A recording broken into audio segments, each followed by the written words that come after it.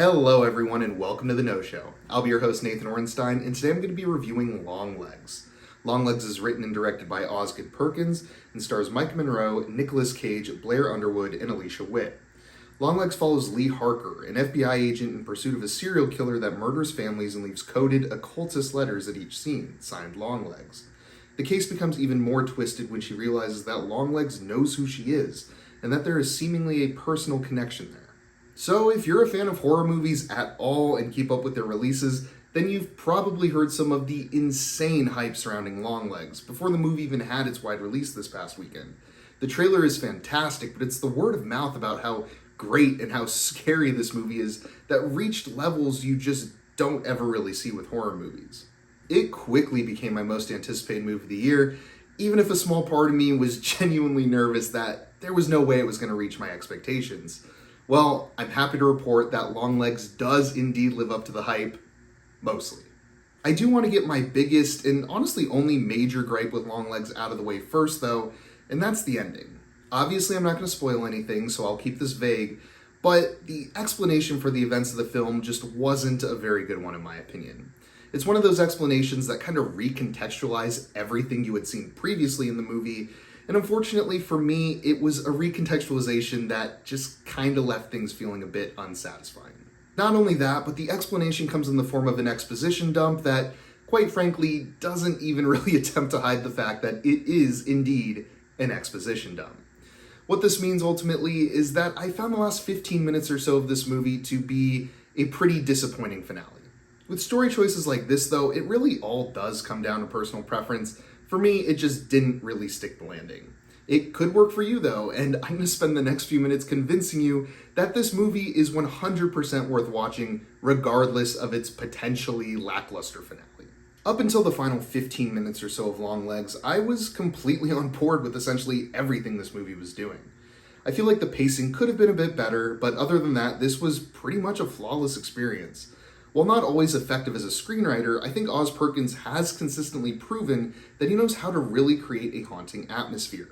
Longlegs feels cold, grimy, and honestly hopeless, but it doesn't go over the top with it.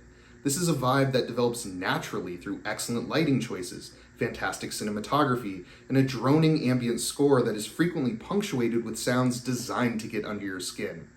Many of the shots are distant, static, and dark, letting the characters move throughout them while you're forced into this strange voyeuristic perspective. Many of the other shots are relatively close to Agent Harker and follow her from the front or the back.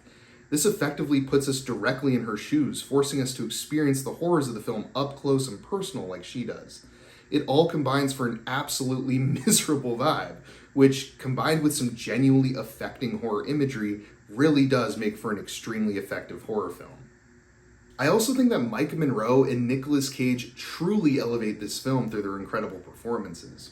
Monroe's Harker Lee is young, nervous, and distant throughout the film, clearly trying to keep her true fear at bay as she tackles a monumental serial killer case with a personal element to it. I think this performance is perfect for this character, and Maika Monroe continues to just be an absolute force in the horror genre. And Nicolas Cage's performance as Longlegs is masterful, psychotic work. This is a horrifying character, and Cage's notorious over-the-top approach works wonders here. My friend did describe this as a performance that he thought might not work unless you were fully bought into the film, and I do agree with that, but I was fully bought in, and it left Cage's Longlegs feeling like one of the most memorable horror villains in recent memory. Monroe and Cage comprise the opposite ends of this story, and I think their opposite performances perfectly balance each other out for this film. But what about the story? I already said that I think it doesn't come together at the end, but what about the rest?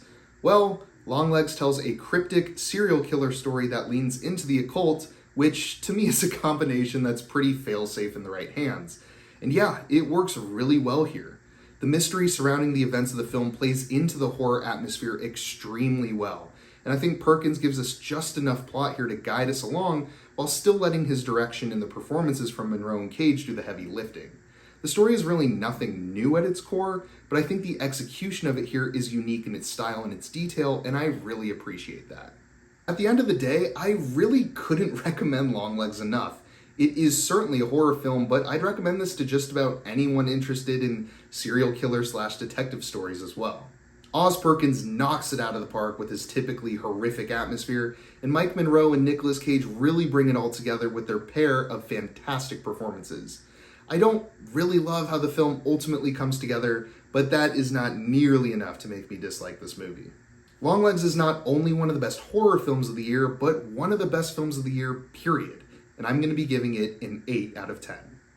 If you enjoyed the review, then feel free to leave a like and subscribe if you're new. And if you've already seen Longlegs, I'd love to hear your thoughts down in the comments below. I've been Nathan Orenstein with The No Show. Thanks for watching.